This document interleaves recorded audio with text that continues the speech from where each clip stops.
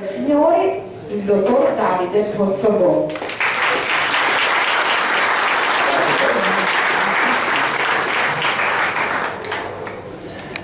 Buonasera a tutti. Una domanda che ci fanno spesso alla fine. Vi disturbo se tengo la mia tasca? No, fai pure. Grazie.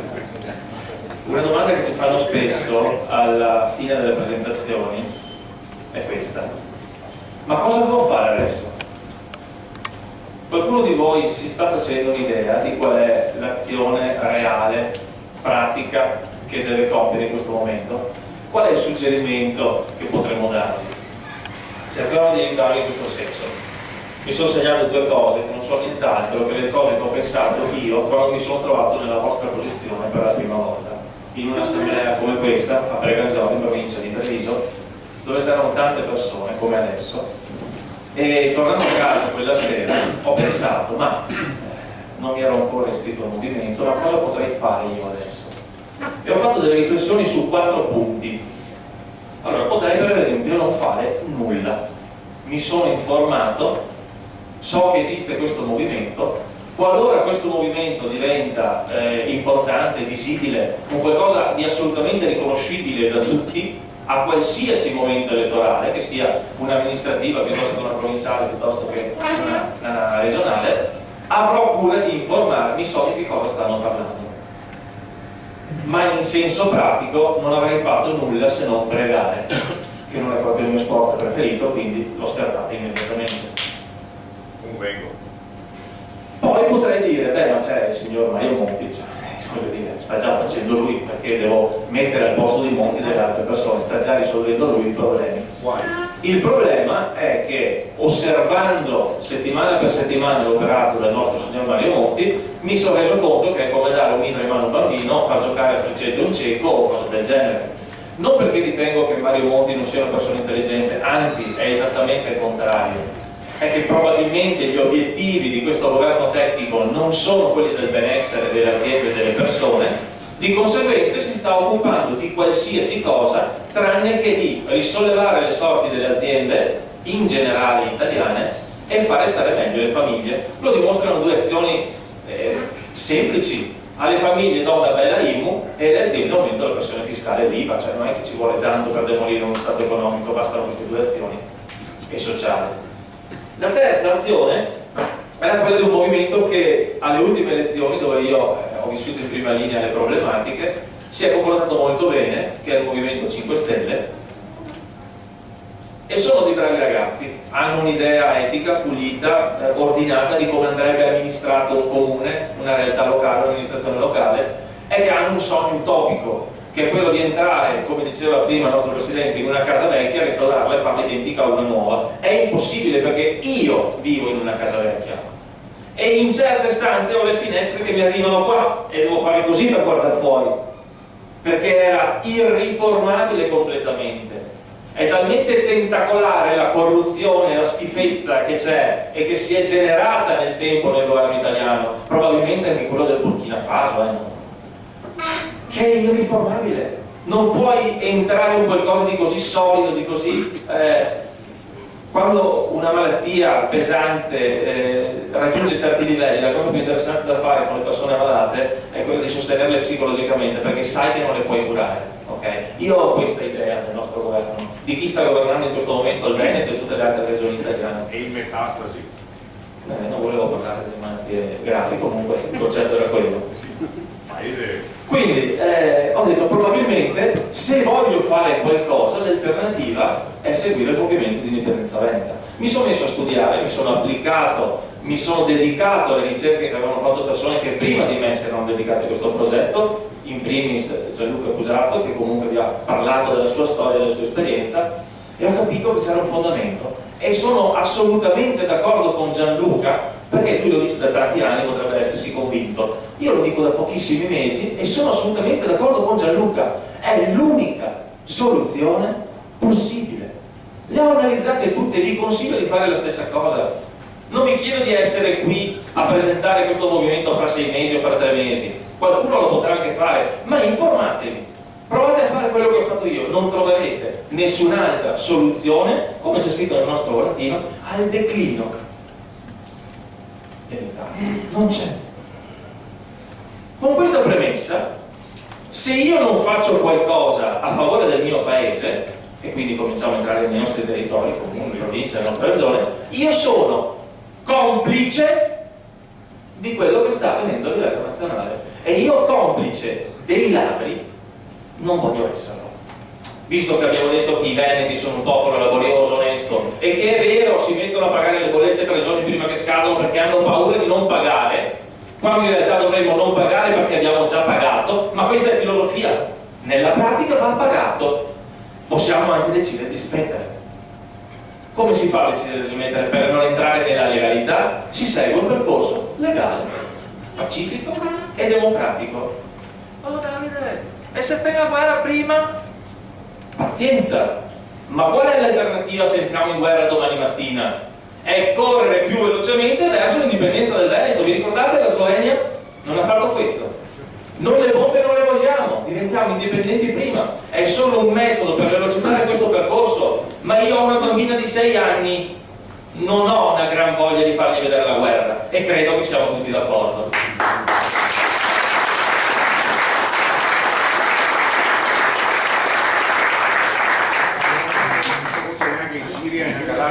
Da nessuno, da nessuno. Siete trovati? Da nessuno. Quindi cerchiamo trovarsi, diventano lui, a trovarsi. Il percorso è relativamente facile. 2 parole chiave, relativamente facile. Facile perché? Perché, come hanno detto le persone che mi hanno preceduto, prendetevi questo opuscolo che avete sulle sedie o poi le trovate finché volete, è già delineato il percorso ed è relativamente facile. Relativamente perché purtroppo per fare questa cosa non è sufficiente star seduti lì sulle sedie a guardare quello che fanno gli altri. Sarebbe bello, ma non è sufficiente. Noi abbiamo almeno l'80% delle persone residenti in Veneto che sono d'accordo con noi. Siete tutti convinti che è così? Ad un referendum dell'indipendenza per il Veneto, secondo voi che percentuale viene fuori? Di favorevole. Zaia dice l'80, per dire una persona neutra. Ok, le ricerche che sono state fatte, un sondaggio che è stato commissionato dal Gazzettino, dicono che il 53,3% di veneti era favorevole a gennaio. Io sono assolutamente convinto che Zaia non si sbagli di tanto, ok? 70-80% ci siamo. Quindi vuol dire che in questa sala probabilmente siete tutti interessati al progetto, siete al 100%, ma fuori ce ne sono al 50, 55, 60 di favorevoli. In ogni caso abbiamo già vinto il referendum. E allora perché non lo fate? Chi vuol fare la domanda? Allora perché non lo fate? Bravi, perché bisogna convincere quelle persone che abbiamo in regione che dovrebbero richiederlo. Ecco dov'è che dobbiamo unirci, amici. Ecco dov'è che dobbiamo unirci. Perché se noi che ci rappresenta nella regione Veneto abbiamo delle persone che sono in linea con il nostro pensiero, possiamo anche pensare di velocizzare il percorso ed evitare situazioni sgradevoli.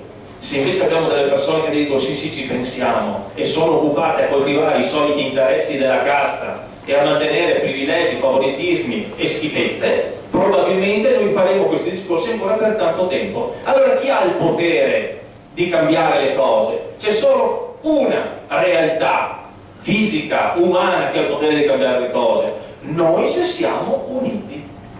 Finché siamo in 5 che parlano, un sacco di gente d'accordo con noi, questa sera andiamo tutti a guardare la partita del Milan, non abbiamo risolto nulla. Abbiamo risolto qualcosa nel momento in cui ognuno di voi, se può, il prima possibile, da questa sera, dà la sua disponibilità ad essere anche solo tesserato, in modo che possa essere contattabile dalle persone di riferimento nei territori, che è quello che abbiamo fatto noi, quello che ha fatto Nicola Gardin nel vostro territorio nel momento delle elezioni, persone che possono essere contattabili per organizzare una serata di 10 persone. A queste 10 persone a casa mia chiederò: la prossima volta portate almeno un amico a testa, diventiamo 20. La prossima volta andiamo nel ristorante del mio amico perché in 20 non ci stiamo, e chiederemo a quelle 20 persone di portarne 40, ma non una quarantina qua e una quarantina a Treviso, una quarantina per ogni comune del Veneto. Allora cosa succede? Succede che alle prossime elezioni in ogni piccola parte del territorio veneto Noi abbiamo dei rappresentanti coesi e organizzati. Voglio ben vedere un BDL, un IDV, un PD, un chi che sia, a convincere le persone che la loro strada, che il loro percorso è meglio di questo. E questo è il percorso migliore, perché io, Davide Pozzobon, l'ho verificato di persona ed è il migliore percorso percorribile in questo momento.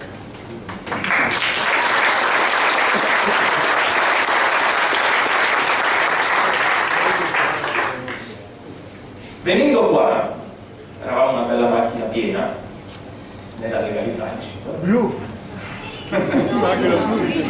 Grigia scura brutalizzata, targata indipendenza lenta. E una persona che era in macchina come mi ha detto: sì, è vero, potremmo essere anche bravi e veloci ad ottenere l'indipendenza con il metodo che vi ho sinteticamente spiegato, ma bisognerebbe cambiare anche la classe dirigente. Nel momento in cui ci ritroviamo, gli ho fregato la domanda, vero? Nel momento in cui nel momento in cui ci ritroviamo a creare una situazione di un nuovo Stato, non metteremo mica i soliti pirla, no, e chi lo sa, faremo di tutto perché persone che si sono attivate in questo movimento, che hanno dimostrato onestà, correttezza, coerenza, integrità, e non lo dirò di sicuro io, ma lo direte voi, lo diranno le persone che andranno a votarle, e cercheremo di cambiarla. Qual è il miglior momento per cambiare una cosa o per buttare via le robe che non servono? Quando uno trasloca la casa, quando uno torna al mare e poi ritorna e lasci là quello che non serve e butti via le cose inutili.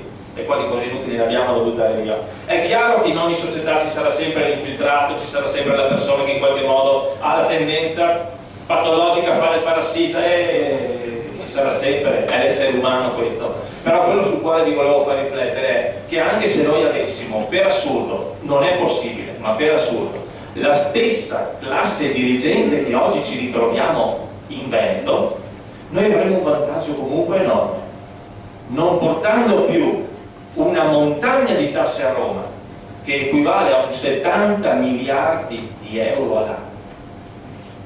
Sapete quanti sono 70 miliardi di euro all'anno per chi non è pratico di numeri? Sono 4.000 euro per ogni persona della nostra regione, bambini e anziani compresi, pro capite a testa. Significa che una famiglia versa di tasse a Roma 4, 8, 12, 16, se un paio di bambini, 16.000 euro all'anno. Un appartamento ogni 10 anni, ok? Quindi una zona residenziale buona. Di questi 70.000 euro che noi mandiamo a Roma, ce ne tornano indietro all'incirca, voler essere ottimisti, 50.000 sotto forma di rifinanziamento agli enti locali e servizi di quella grandissima qualità di cui beneficiamo tutti. La situazione era più o meno così fino a qualche tempo fa. Di questi 50.000 che ci tornano, ne mancano ancora 20. Questi di 50 miliardi, scusate, ne mancano ancora 20 miliardi. Ecco, questo è il residuo fiscale che noi andremo ad ottenere, quindi avremo questo tipo di beneficio nel momento in cui non versiamo più a Roma le nostre tasse. Quindi è molto semplice. Avremo la possibilità, mantenendo lo stato attuale, di portare l'IVA al 20%, o l'imposta fiscale al 20%, l'IVA al 15%. Adesso ci sono dati, purtroppo non c'è il nostro economista, ma li potete trovare tutti nella brochure, nel volantino che avete in mano. Avremo la possibilità di aumentare gli stipendi di almeno 500 euro e di abbassarli in altri 300-400 euro l'imposizione fiscale a carico del datore di lavoro che ha quel dipendente. Ci sarebbero un sacco di vantaggi, e come dice sempre Enrico Pizzati, il nostro economista, guardate che bisogna impegnarsi per spendere 20 miliardi di euro, sono tantissimi. Agevola di qua, togli di là, aiuta di qua, e ne avanza sempre qualcosa. Quindi se fosse anche una stessa classe dirigente a governare questo paese, per assurdo, ma non lo sarà, avremmo comunque il vantaggio di ritornare ad essere quell'area competitiva d'Europa invidiata, desiderata e voluta da tutti. Il punto di riferimento dell'economia europea torneremo ad essere noi, come lo siamo sempre stati. Quindi penso sia utile che voi facciate delle domande quando avrà finito anche l'avvocato Morosini. Una cosa alla quale tengo è far passare questo tipo di messaggio, che l'ho già fatto passare al nostro Presidente, ma lo voglio ringraziare. Noi non andiamo a chiedere niente a nessuno, il potere siamo noi, è il popolo che decide. Un popolo unito è una forza. Nel momento in cui questo popolo unito e questa forza attua una scelta legale democratica, possibile, non ce la siamo inventata, è un nostro diritto, siamo noi sovrani. Quindi fate questo sforzo, togliamoci tutti dalla testa che andiamo a chiedere qualcosa a Roma. Dimenticatevi, non Roma, Roma è una bella città, non l'Italia, è un'ottima penisola, è bellissimo farci le vacanze e avere degli amici. Toglietevi dalla testa il governo che esiste nella città di Roma, i parassiti che stiamo mantenendo nella città di Roma. Non la bandiera, non la Roma, non la penisola, non i siciliani, avranno fatto anche loro quello che dovevano fare, non si torna indietro nel tempo. Dimenticatevi del governo romano, prendete per mano la situazione insieme a noi e diamoci da fare per portare questa regione a diventare uno Stato indipendente.